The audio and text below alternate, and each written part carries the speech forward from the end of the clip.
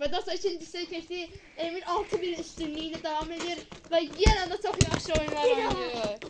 7-1 yerdi ve Amir de olmalı top. 7-1'de qalar çünki o sayılmayacaq bir yerdəsə. Emir'in şık hareketler. Ve Amir bunları tam getirerek gol atır. Ve gol! İkinci golü vurur Amir. Her şey olabilir. Belki de Amir de olabilir. Emir'in belki gücü taqəti qurtarabilir. Ve neyinler orada bir hopka verirler.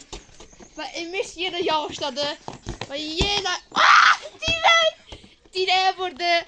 Biraz şeyliğini göster orada. Emir'in çok pis vuruşları ve Emir özü divara sokur. Ve Amir top aldı gelir. Top aldı başını gelir. Hareket bir araba gözlüyor. Ve Emir yine de gol vurur ve 9-1. Bir halqalıdan Emir'i.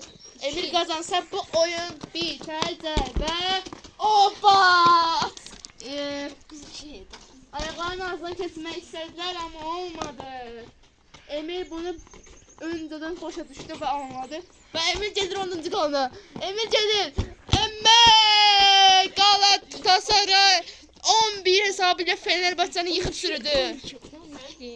12. Ha,